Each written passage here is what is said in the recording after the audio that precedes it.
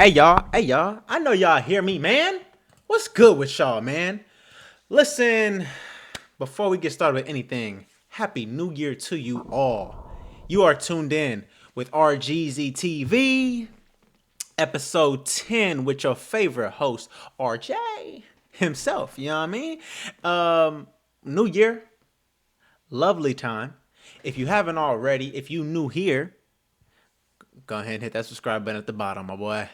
Go ahead and hit that subscribe button. It's a new year, new blessings, new subscribers. Yeah, as a matter of fact, drop a like while you at it too, huh? Do both. Pay your rent double time. Pay your rent and your utility bill, the subscription and the like. You know what I mean? Just go ahead. Go ahead. I hope you had a great time, man. You know, it was a great holiday season. I've been off work for the past couple weeks, for the past 2 weeks, and it has been a marvelous time. This is the rest that I feel like everybody needs. If I'm being honest, the world got us fucked up because I feel like every job should get these weeks off. There's nobody who should be working on Christmas, on New Year's Day, Christmas Eve. You shouldn't be working either. All that stuff, man. Like, and I'm not talking about just those days. Like, bro, if I get Christmas Day off, I shouldn't have to come in the day after Christmas. Like, goddamn, can I enjoy my gifts at the very least? Same thing with New Year's Eve. Like, goddamn, can I enjoy a day?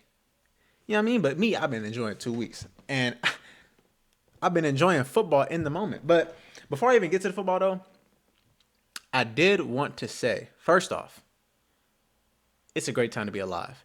New Year, had a great time, threw a little party for New Year's Eve.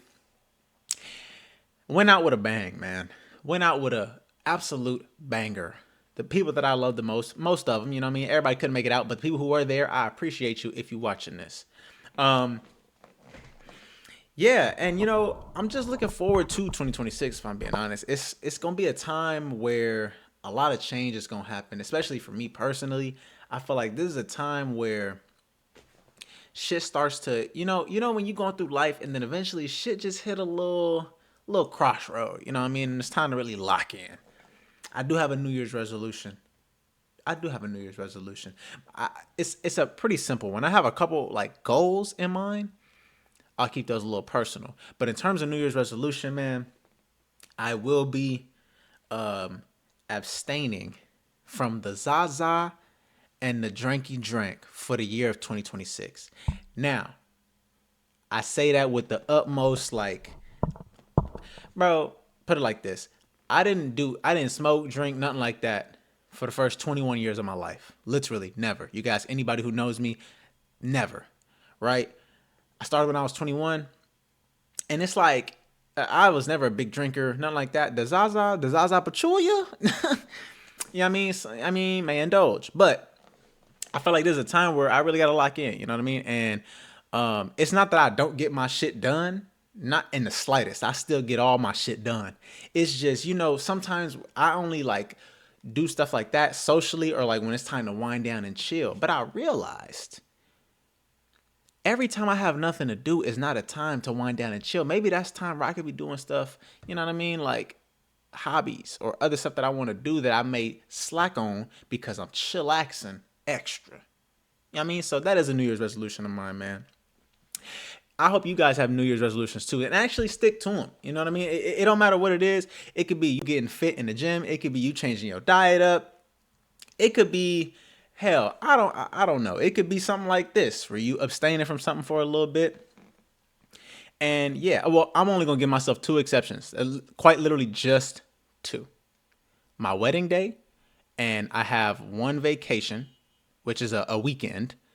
Both of them are literally within weeks of each other, middle of the year. Other than that, I'm all good to go. But yeah, if you got a New Year's resolution, man, I hope you stick to it. I hope you really, lock in, hunker down, give yourself some discipline, and hell, drop your New Year's resolutions in the comments below. I am always interested to see what people really got going on in their life that they need to resolve. Some people be bullshit with resolutions. Some people just do it for, the clout, the fame. And some people actually do what they need to do.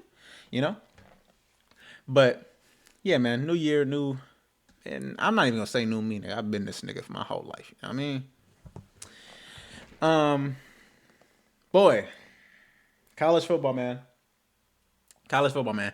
So we've been having a bunch of bowl games. If I'm being truthfully, realistic.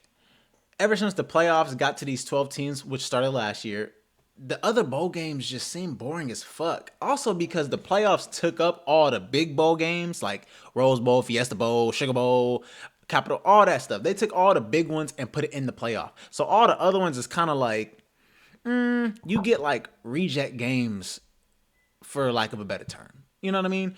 But in terms of playoffs, first game already. First game of the playoff, whole shebang. New Year's Eve day or whatever.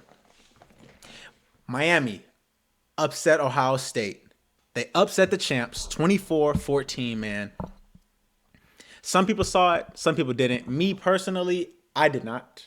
I did not see Miami doing this to them. Now, I wasn't putting it past them that they could win. But to win in this fashion, and we've seen it since last year. Literally since last season, since this 12-team playoff began, every team that's had a first-round bye, except for one, which we'll get to in a second, but every other team that had a first-round bye has not won a game. They haven't won a playoff game. And that's no coincidence. This shit is not the pros, bro. Because if you get a first-round bye for the playoffs, right? So like Ohio State, for example. Ohio State had a first-round bye. They didn't play a game for 25 days. They played Indiana on December 6th and played Miami December 31st.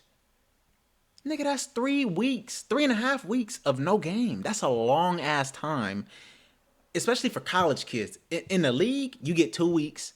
You never get longer than 2 weeks, even if you got a bye week. You get 2 weeks, and then you're right back in gameplay. 3.5 weeks, no game? That's low-key crazy. And it shows. Like, bro, how am I supposed to stay focused? I'm trying to, you know what I mean? Like, especially I'm a college kid. I'm trying to stay locked in as best I can. But you know what I mean? Like, the shawty's calling. You know what I mean? It might be a little party. I may just get fatigued. Like, goddamn. We've been playing football since goddamn August, since July. We've been practicing football. Nigga, it's December. You know what I mean? So Miami pulled that upset off. Their defense played electric, had a pick six, getting all types of sacks. Ohio State looked rusty from the jump. Like, you could tell they were not, it wasn't the same. You know what I mean? Now, Jeremiah Smith, the only one who really went off. Everybody else, take your ass home. Buckeyes, you fall. Champs don't get an opportunity to repeat. But, Jeremiah Smith is coming back for another year. That's the heart and soul of your offense right there. So at least, you got some players coming back. But you're going to lose some big pieces that are about to go get drafted. Very high, should I say. So prepare for that. Miami, you're on to the semifinals. If they make it to the championship, this will be their first time even getting to the championship since 2001. So that's going to be very interesting to see. I wasn't expecting it, but hey, how about them Canes? You know what I mean? In other news, the other O, they actually prevailed. Oregon blew out Texas Tech 23-0. Okay? Now, when I was watching this game, the shit started off slow from jump for both teams. It was 6-0, something like that at halftime. Yeah, it was 6-0 at halftime. 2 field goals. And when I was watching this shit, I'm like, bro, what the fuck are we doing? Now I get it. Oregon and Texas Tech both got great defenses. Both of them got great defenses. But Oregon, come on, bro. Your offense is way better than that. Y'all pulled through at the end. Texas Tech, however, remember how I was saying against BYU, their offense looked electric. That shit was flying, high flying everywhere. They did that shit. They was going up and down the field like nobody business. They play Oregon. That shit gets shut down immediately. Their quarterback couldn't go nowhere. Every time he dropped back, it's people in his face. He got people at his feet, grabbing at his feet. Hey, look, dude. this shit different over here on the West Coast. You know what I mean? Like BYU, Utah, BYU don't even let their players get no, you know what I mean? You know what I mean? They not even like, they not even playing with the same veracity as somebody in Oregon. At Oregon, they got, man, come on, man. They got the top facilities, they got top everything. But Oregon, I know I didn't have y'all in my bracket winning this game. I thought Texas Tech would have better firepower than they did. Here's what I did see, though, and I actually want to expound upon, because everybody has something to say, me included. I still stick by what I say about how JMU was playing Oregon and got their shit blown through. You know what I mean? Like, they got blown out the water immediately. And everybody was like, why are they in the playoff? Why are they in the playoff? Yada, yada, yada. And then we get some shit like this, where Texas Tech is a big program, right? They're a huge program. Big 12. They don't score a point. So I get it. JMU shouldn't have been there. I agree. But also at the same time, after seeing this, maybe Oregon is just that good. Do y'all see how these, bro, y'all see how my balloons just did that right here? Gotta keep it nigga, bro. Gotta keep it nigga. I ain't cutting none of this out either. Real nigga shit, dude. But yeah, man. Oregon, you're on to the semifinals. If they make it, it'll be their first one since since Marcus Mariota, 2015, when they got beat by Ohio State. So that's gonna be very interesting to see as well. You know, Oregon on to the semis. Speaking of some boy, okay. Now this shit right here. We are witnessing the overhaul of college football. We are witnessing the birth of an absolute fucking maniac. And that maniac is Kirk Cignetti and the Indiana Hoosiers. Okay? They just blew out Alabama at the Rose Bowl, at the granddaddy of them all, out in Pasadena, California. They beat them 38-3. From jump, if you were watching this game, from jump, it was clear. Indiana was not coming to fuck around at all. They came to play no games. Strict business. Strict business. This is their first Rose Bowl win ever.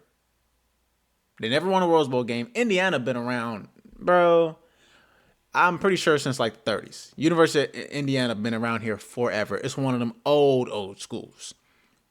First Rose Bowl win ever. Their Heisman winner, Fernando Mendoza, had 3 touchdowns on the day. Didn't have a lot of yards, but when it came down to like score, he's right there. He getting money. You know what I mean? And the grand mastermind maniac of them all, Kirk Cignetti, their coach. Dude. Now, his track record is just being a dog. Everywhere he goes, he wins. Right? I get that. But in the fashion in which he has his team playing and how he changes shit, shifts culture, is kind of insane. Right? Because first off, he is emotionless. I wouldn't say emotionless as in he don't have no emotions, but I couldn't tell if you watch this nigga on the sideline, I can't tell if he mad, happy, sad, angry. He shows nothing. It's the same goddamn face. As a matter of fact, it's the same guy. Like, bro, Buddy's a maniac, right? Let me show you. This dude, they're up 38-3. They're blowing the doors off of this team. Look at how he's looking. Hell no. Dude, crack a smile. Crack a smile. Buddy said, bro, job's not finished. Job's finished? I don't think so. God damn, cuz. And not only that, but hey, this is why I say he is birthing something serious. Something serious. Look. Dude, he's been at Indiana for 2 years. Look at this. He's 25-2, 2 playoff appearances, first Big Ten title ever, which was this year. He beat Ohio State, which was #1 in the country at the time. He has the only 2 10-win seasons in school history, wins over them Yamins, and he has the Heisman Trophy winner. And he's in the semis, dude. I saw people at Indiana, them old white folks, them niggas who've been here since the 50s. I saw them boo-hoo crying when Indiana was up about to win. Imagine you an alum from the 70s. You've been seeing your team get their ass whooped for decades. All of a sudden, they over here smacking shit over Bama? And I know this ain't Nick Saban Bama. This ain't Nick Saban Bama. But this is still that A across your chest, that big Bama. They still carry some weight in terms of college football. Because they were still a good team. They weren't like a bad team or nothing. They just got their shit, curb stomped. But Indiana, their defense, stifling. Their offense, when it's time to make a play, they make plays.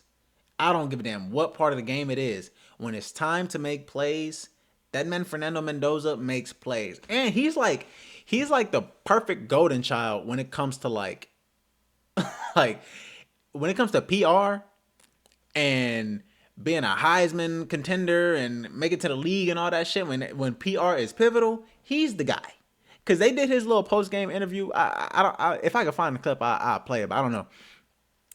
Bro, he gave every single PR answer you'd want with a big smile on. He cheesing right to the camera. He wasn't even looking at the reporter when he was answering the question. He was looking straight to the camera. I want to talk to America.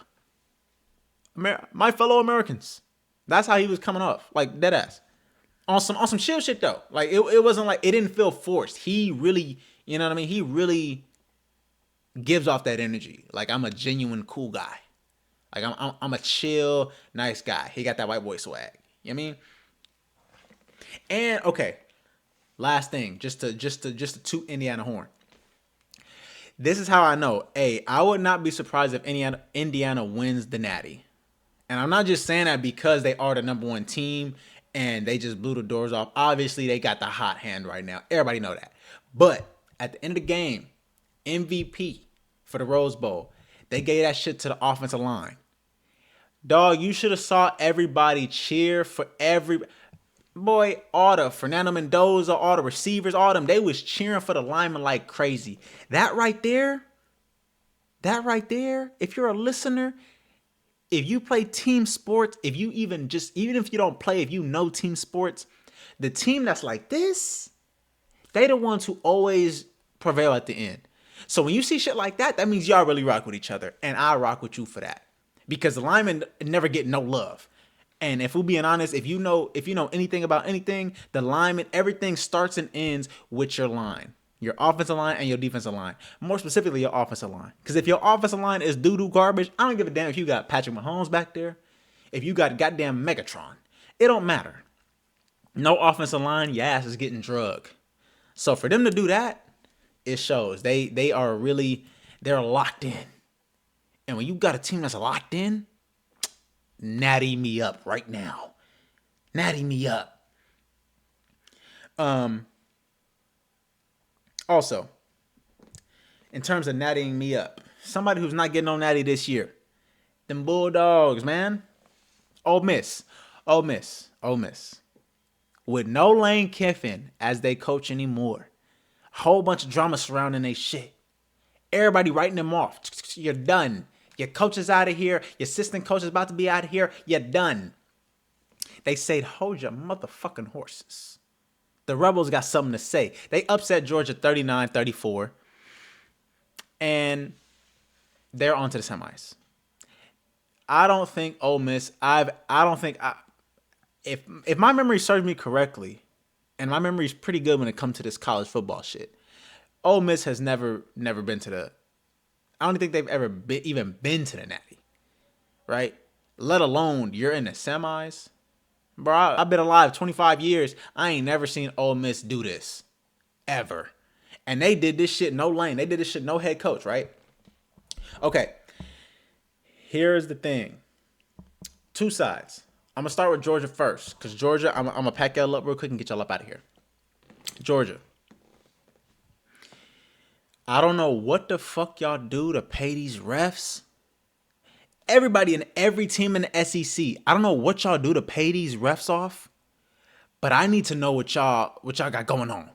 Because the way that they just be slobbing y'all down when it comes to a big time game, and they just let y'all get away with bullshit every time, I am appalled. Even and they tried so hard to give Georgia this win. Bro, I'm talking about the dude, I don't even know the Georgia lineman name, but Lacey gets a handoff. He runs to the outside. Brother pulls his whole mask down in a way. Lineman is dude, the line judge is standing right there. That's your whole job. This is your whole job right here. You do this. They be there like this, looking at the line. So for you to have a whole face mask right in front of you and not call it, but then in the same token, a drive later, Georgia gets the ball. Dog, the DB for Ole Miss, he touches him. We down the field now. He touches his shoulder just to get position, turns around and is just leaning back. They call PI. What? Are we looking at the same game? I'm talking about the DB had no hands on him. None. When they called the PI, he literally had no hands on him. He was like this, looking back. So every time they say it's a PI, they say it's a PI for one of three reasons. One, illegal contact. Two, you're not looking back for the ball. Or three, you're forcing them, you're restricting their ability to jump for the ball or to play for the ball. Right? Okay, boom. No hands on him. That's two. That's one. He's looking back for the ball, trying to make a play on the ball. That's two. And three, the dude jumped up and tried to get the ball. He just couldn't get to it. PI. SEC, what are we doing? Refs, what are we doing? Are y'all wearing the G under the white and black stripes? Are we wearing the G under there? Because what the fuck? Then, not only that, I think it's the next drive or two drives later. Same thing. Big third down. What happens? It's a big third down. They call PI. Now, the second one, I get it. If looking back at it, it was a ticky-tack call, but they still call PI. You wasn't calling shit for Ole Miss, though, when it came to the same situation.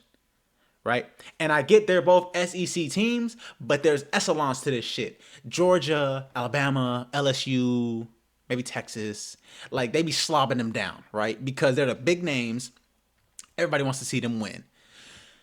So for you guys to try to pull that off, they wanted Georgia to win so bad and still didn't get the job done. However, Georgia, it's not like y'all played a bad game. Y'all just made mistakes when it came down to crunch time.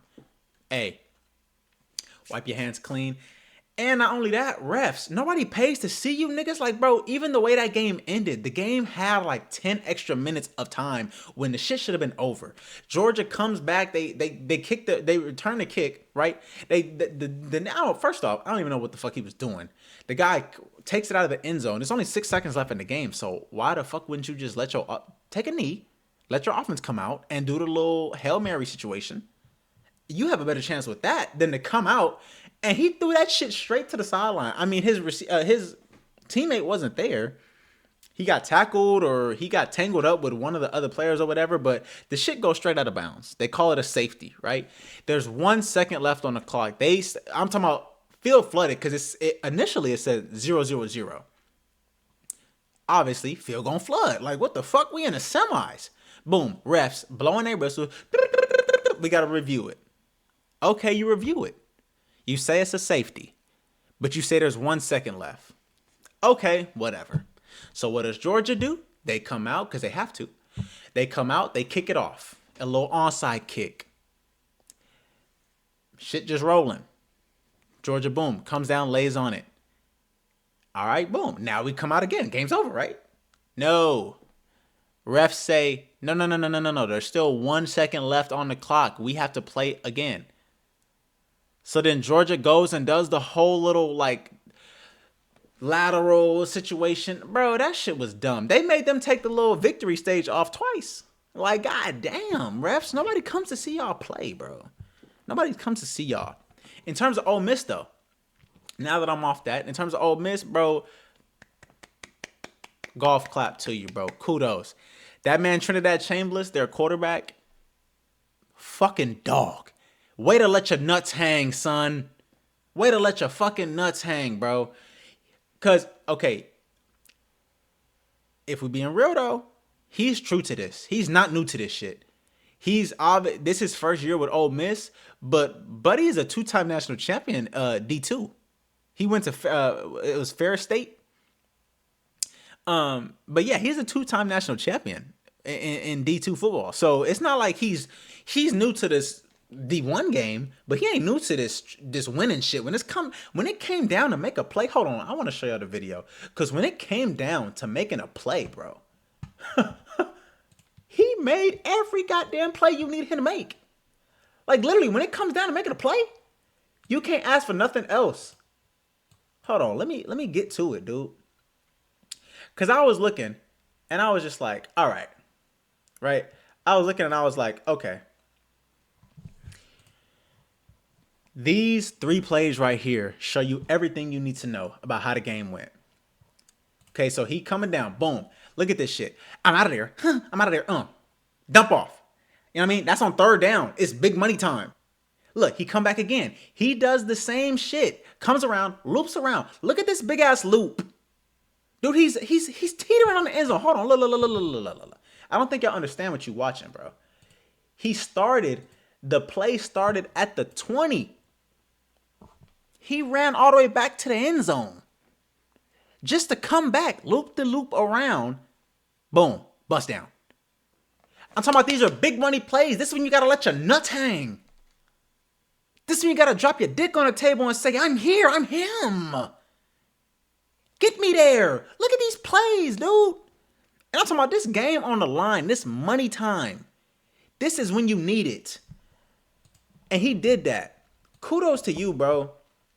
Kudos to you and Ole Miss, man. Y'all on to the semis for the first time. The matchups. I was about to sneeze. Oh, there it goes. Excuse me. Bless you. Thank you very much. Semifinals. We got Oregon, Indiana in the Peach Bowl. And then we have Ole Miss, Miami in the Fiesta Bowl. Me making my picks right now. I have Indiana and Miami in the championship game. Indiana, Miami. Now, Ole Miss, I like what you guys are doing so far. However, I just feel like Miami has a very hot hand right now. Their defense is playing absolutely insane. Carson Beck is old as dirt. He's been there twice, so he probably is going to help y'all get the win. Indiana, I see y'all steamrolling still. It may not be a blowout, but y'all going to win, right? Those are my picks on how we got this going. Now, before I get off of this college football, I only got to get into one thing, and that is USC.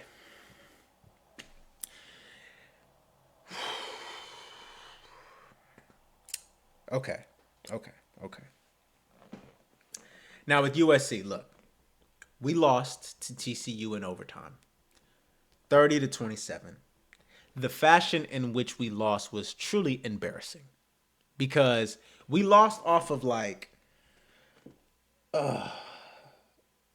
dude, 4 people missed tackles on a play that they should have like it's 4 people standing in front of the boy. He gets out of all of that, scores, game is over. Now, that's not even okay.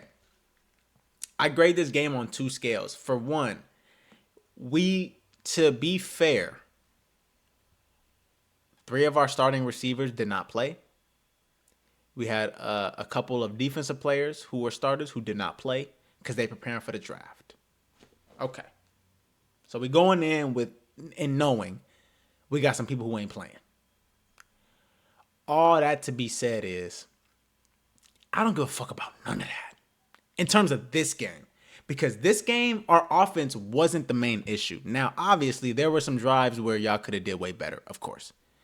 There were some mistakes where, right? I don't give a fuck about that. Our offense is not our problem. Our offense has never been our problem. Our problem is the fucking defense, dude. The defense needs to toughen up, bro. Where are the tackles? Where's shutting shit down at? When I look at all the teams that are competing right now, all the teams that are in the playoffs, all the teams that are highly ranked, they all got one thing in common. They can stop somebody when it comes down to stopping somebody. It seems like every time we get into a game, especially a big game, we sit there and try to play fucking who can score last type shit. That's never going to get us where we need to go. Because this game right here, even if we didn't have our starting receiver, even if Malachi and Jacoby and all them didn't play, we should never be this close with TCU. TCU garbage. They had a similar record. I think they have either the same exact record or one more loss than us. That doesn't... Records don't tell the whole story because they are not on the same level of us in terms of play style, in terms of play on the field, bro. In terms of film. They don't have the same type of players, right? Unless you do shit like this. You don't tackle. When it comes down to a big third down, you always give up the play. No QB pressure. Your linebackers are always playing. Why are your linebackers always retreating? I need my linebackers playing downhill. Downhill, downhill, downhill, downhill. I need to make all plays in the backfield. Why the fuck are you trying to make tackles and you 6 yards down the field? Come on, man. Come on, man. That's not going to work. Our DBs are the main problem. The main problem. Y'all give up too many big plays in the pass game. You be getting fucking drugged. Dude, I don't know what this shit is. Why, as a corner, are you coming up to press and not getting hands on the receiver? What's the point of you pressing if you're not going to get hands?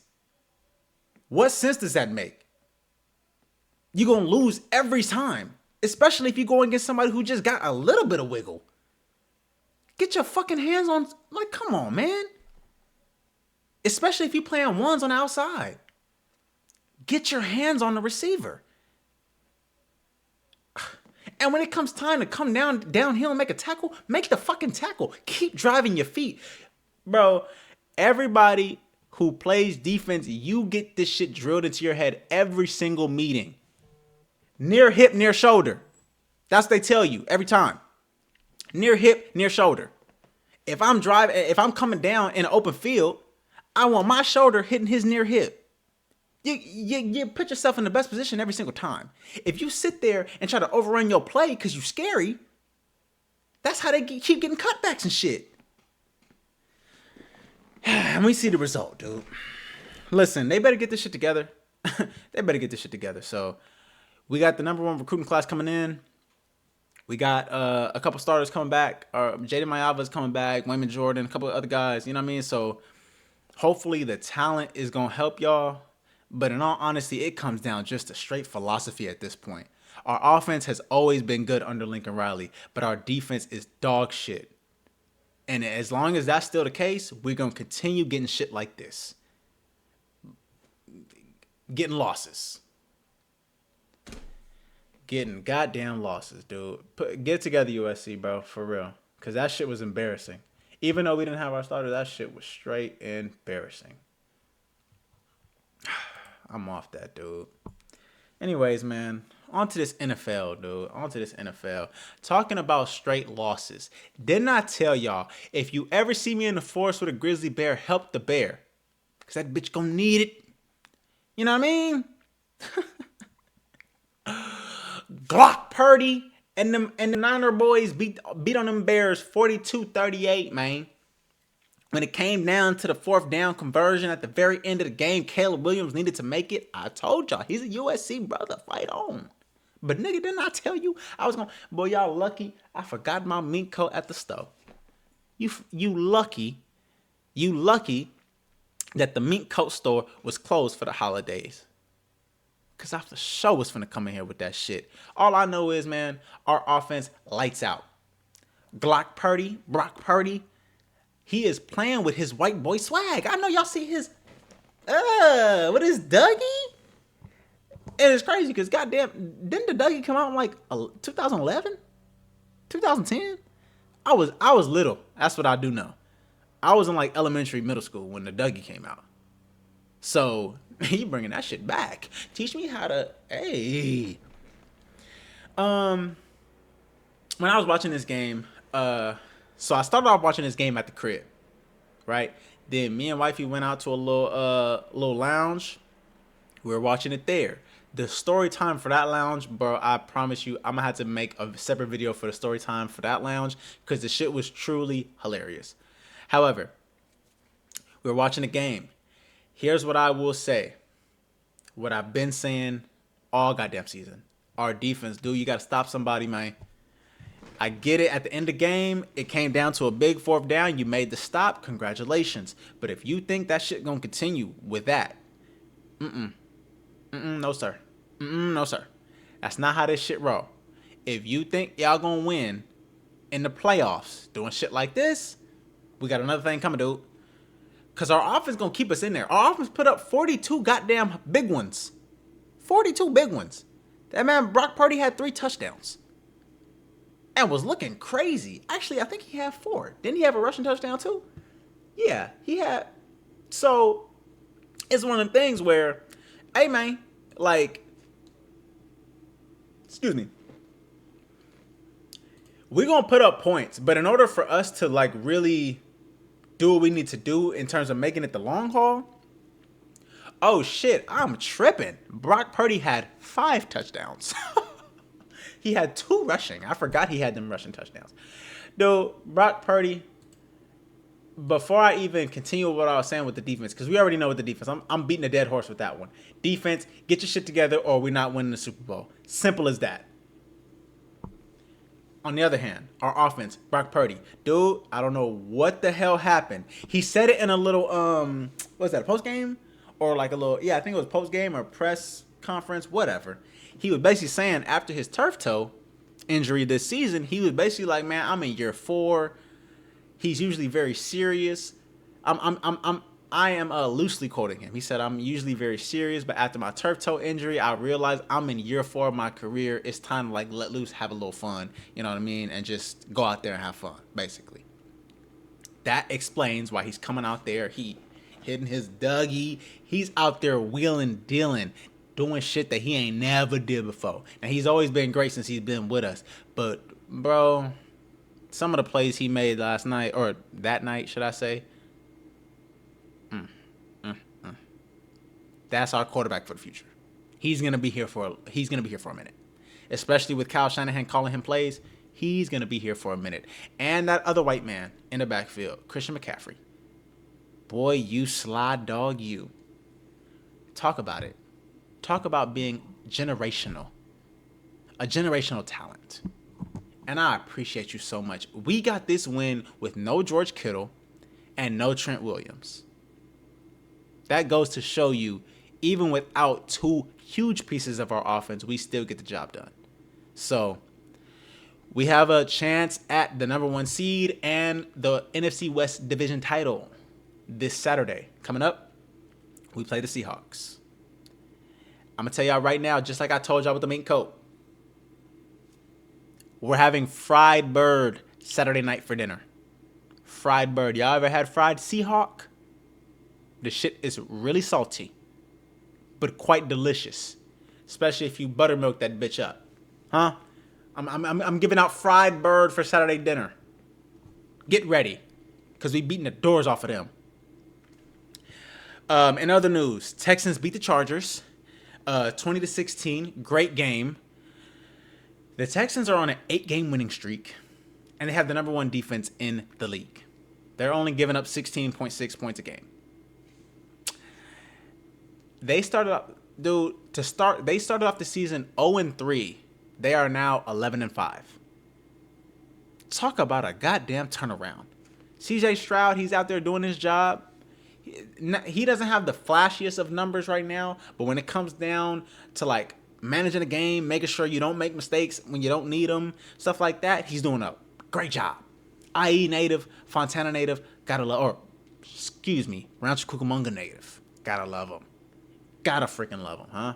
Texans, man, you guys are on it. You took DeMeco Ryans from us, but hey, he's a cool guy, so I'll let it rock. Texans are be on the lookout for them. They will be scary in the playoffs. It's because defense wins everything. So it's gonna be hard as hell to score on them.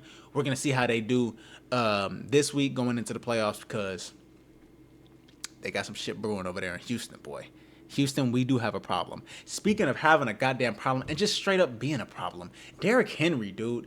We don't even okay, so look, I don't care about the game because the game is going to be the game, right? The game is going to be the game. The Ravens won. The Ravens beat the hell out of the Packers 41-24. And this is with no Lamar Jackson. They did not have Lamar Jackson in the game. It was straight Derrick Henry show all day. He put up one of the craziest stat lines. He did 36 carries, 216 yards, 4 touchdowns. Dude, talk about, when I say generational, when I was talking about Christian McCaffrey, this is another definition of generational. Derrick Henry, dude. Okay, so look, with this game in Green Bay right here, he's been doing this shit since high school. In high school, he was the all-time leading rusher in the state of Florida, high school history. At Alabama, he won the Heisman. He was putting up crazy numbers, like a fucking video game. And ever since he's been in the league, he's been lights out. He's been doing this shit forever. I don't know how, but he's just doing this shit. With that game in Green Bay, with the stat line he put up, 4 touchdowns in the game, that tied his career high. 36 carries, that was his career high. With that game, he went into top 10 all-time in rushing yards, and he has the most 200-yard games in NFL history. What the hell? And he's doing this shit at running back. Running back is some of the most gruesome position you could play in the league. You're getting hit all the time by some big ass niggas. Like, them D linemen be big as hell. Them linebackers be big. But little do you know, Derrick Henry, just as big, slow body, big shoulders, big chest, tree trunk legs. That nigga, he's 6'3" and like 250. He like 240, 250. Big as hell. Big ass dude. And he's been doing this. He run like a track star. Derrick Henry, bro, you might when your career is over, first off, you can retire today, right now. First ballot Hall of Famer. No question. First ballot Hall of Famer. You can retire today, nigga, and you're a first ballot Hall of Famer. But by the time you actually do retire, because you got a couple more years in you, by the time you actually do retire, whoo, his numbers are gonna be up there. I predict it right now. He's gonna be top 5 all-time rushing for sure. He's getting top 5 all-time rushing yards for sure. Yeah. Last game that was, a big heater on the weekend. Eagles did beat the Bills 13-12. It was raining like crazy out in Buffalo. Usually it's snow. No, that shit was slush. It was slushy out there. Every time they stepped, every time they cut, it was water coming up and out. Boy, it was crazy out there. They was playing basically in a goddamn pool of grass. And it was really a tale of two halves. At the first half, Bills couldn't do a goddamn thing. Eagles were steamrolling, right? They put up all their points in the first half. All of their 13 points. You know what I mean? It wasn't nothing crazy, but they put up their 13 points. It was 13-0 at halftime. Bills couldn't do shit. Coming out of halftime, though, it completely flipped. Bills got their offense rolling. Eagles couldn't do diddly squat. They didn't do a goddamn thing in the second half. They barely got any yards. They got no touchdowns. It came down to a 2-point conversion at the very end. Josh Allen had Khalil Shakur, another IE native, right from Marietta, California. But he had Khalil Shakur wide open in the back of the end zone. Missed that boy. He short-armed him. You know what I mean? He rolled out to his left, and he was like, eh. You know what I mean? Like, they get that little short arm, hit him straight at his feet, man. Look, I understand the sentiment of going for it on 2, for sure, especially in this game. I understand it. It just comes down to, bro, you got to make the play. You got to make the play. Because, yes, you're going to go for the win, dude. Because the way the game went, for them to even get in that situation at the very last second, last play that they could possibly do, they score. Boom. We down 1 point. Do we tie it, kick a field goal, or do we go for the marbles, get out of here? We're going for the marbles, getting out of here. I love the call. Gutsy call. Let your balls hang. Show them you mean business. But you got to come out with the play, bro. You can't short arm them. You cannot short arm them. That's some shit where, bro, all the marbles on the play, that's where champions are made at. That's what champions are made at. That is where champions are made at. But, hey, we'll see how that goes. With this weekend coming up in the NFL, I am only concerned about 2 games. All the other games, it's the last week of the season. This is the very last week of NFL football that we're gonna get in terms of regular season. So, some teams may not play their starters. Some teams will. Some teams are trying to tank. So that's all fine and dandy. We kind of know how the playoff picture is pretty much gonna go. However, only 2 games I'm extremely concerned about, and they are both on Saturday. Seahawks 49ers and Panthers Buccaneers. Both of them are playing for their division. Obviously, the 49ers and the Seahawks are playing for that number 1 seed also. So, yes, you know what's going down. If you watch football on Saturday, it's not college football this Saturday, it's NFL. I got the 49ers over the Seahawks, fried bird, and I got the Panthers over the Buccaneers, fried bucks. Huh? And everybody else, man, them other games, get in where you fit in, boy. Get in where you fit in. Man, last news before we get up out of here, dude. Okay. Talk about some brothers having a shitty week, man. First, Stephon Diggs, man. I don't know what the hell is wrong with him, dude. He's facing felony charges for strangulation and assault of his personal chef. I read the whole statement that the chef had put out to the police, and the whole little scenario, whatever. Stephon, nigga, you are nuts, straight up psycho. And I don't know what it is about these NFL dudes. Why do y'all keep putting y'all hands on women? This shit's a real, it's an epidemic with y'all. Because, first off, the whole story basically went, she didn't get paid. They were going back and forth over the payment that she was owed because he did not pay her yet. And she was trying to get her money. He basically came into the room and was like, nigga, they going back and forth about the money. And she was like, you gonna pay me this? He said, I'm not gonna pay it, yada, yada, yada. So then he proceeds to, smack her across the face and choke her with his elbow. Or the way they described it, they said with his elbow, but then in the same turn, a sentence later, they said he was from behind, choking her like that. On some, full Nelson type shit. You're a fucking sicko. You're a fucking sicko. And even in the statement, she, because it was the whole report, the whole police report. In the statement, she was even hesitant to do all this because she said he's famous and I already know how this gonna go, so I'm hesitant, right? So first off rip, you already know you NFL, NBA, MLB, professional sports. When y'all get some power and some money, y'all start tweaking. Y'all start really tweaking. First off, hold on. First off, man, I don't give a fuck if you broke, rich, powerful, a guy on the street. Stop putting your hands on women. That's first off. You a bitch if you sitting here hitting women. I don't give a fuck who you are. I don't give a fuck what's going on. Stop doing it. That's first off. Second off, pay that woman her goddamn money. How you gonna have a personal chef and she been working with him since September? That's what the report said. Since September or August. August. 8th month of August, right? So she been working with him since August. So obviously you have a rapport with this worker. Personal chef, she lives in your fucking home, or she's staying with you during the week to cook your fucking food.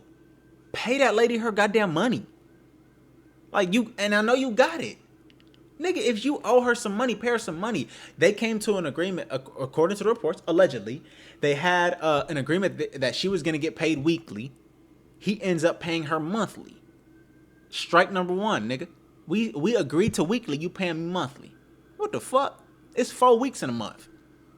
You holding on to 4 of my checks, brother. That's strike 1. Strike 2, when I come to you for my bread, you talking about some and then you slap me and choke me. And tell me to get the fuck on. And the messages that he said, he was like, show me I'm pussy, or, you know what I mean? He was saying all this shit because she was talking about, you gonna pay me this. And he's like, I ain't gonna pay you a motherfucking thing. Who you think you is? Yada, yada, yada. Going back and forth. Weirdo. Now, this is all alleged, but if it comes true, if you're proven guilty, brother, you're a fucking dog. And I'm not talking about the good kind. I'm talking about the kind that you put down in the kennel, nigga. What the fuck is wrong with you, dude? And to that, to the woman, I don't know. Obviously, I don't know your name. It's anonymity, but prayers up to you, man. That's fucking traumatic. And it gets worse because I know now there are always, obviously, there are those people, men and women, that they trying to do a shake job. They gonna fabricate some shit to try to get some money. I don't think that's the case here. And even if it was, dude, wherever there's some smoke, there's a little bit of fire. Straight up. I ain't gonna fuck if it's completely true or halfway true. Wherever there is some smoke, there is a little bit of fire at the very least. Which means, Stefan, nigga, I know for a fact you did something wrong. And I wouldn't put it past you that you really did all the things you're alleged to have done. With that being said, you're a fucking bozo. And I hope you get everything that you got coming to you in regards to whatever you did or did not do, nigga. Straight up. And to make matters worse for your family, for the Diggs family, Trayvon Diggs, in other news, he was released by the Cowboys. On some weird shit, too. Like, he was just paid $97 million 2 years ago. He still got years under his contract. They released him. They didn't even trade him. They got nothing for him. They just released him. He ends up getting picked up by the Packers on waivers. So he is now a Green Bay Packer with Micah Parsons. They are reunited. But Jerry Jones, Dallas Cowboys, you guys make some very questionable football decisions, man. For an organization that claims they want to still win, y'all make some questionable decisions, bro. Because why pay a man $97 million if you're going to get rid of him for nothing? Like, even if you trade it, I don't give a damn if you just got a 5th round pick. A 5th round pick would have been better than just releasing him. Because now you get nothing. I told y'all, Jerry Jones is too goddamn geriatric to be running an organization. He needs to sit down.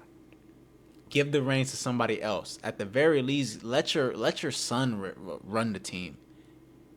And stop trying to be the goddamn GM. Jerry Jones, get out of the media. Get in that war room. Look at some film. Hire some people who really gonna do their job. How about you do your job? And maybe, just maybe, we could see the star reign supreme again. I hope that never happens in my lifetime because it's fuck the Cowboys. But as a football fan, I do realize they are pivotal for, the marketing of the league. So if they're good, the league is good, whatever. I say all that to say the Diggs family is having a shitty week. Half of the reason that they're having a shitty week, they deserve it. The other half, just unfortunate. Just unfortunate, man. Wow. Another great week, another great episode. I really enjoyed talking to y'all, man. I hope y'all enjoyed yourself. If you like this video, go ahead and like it up at the bottom. If you haven't already, why don't you go ahead and hit that subscribe button? I know you want to. I know you love to. Recommend this show to your friends. If you like listening to sports talk, we're going to add a little couple dibble and dabbles here and there, but I really enjoy y'all. I appreciate y'all for tapping in. See y'all next week, man. We having fried bird for dinner. And when you see the game, make sure you hit me and say thank you. Say thank you for blessing us with this good 49er football. Huh? Y'all be good. Y'all be easy. Y'all be smooth. Blessings to you all. Happy New Year. Peace.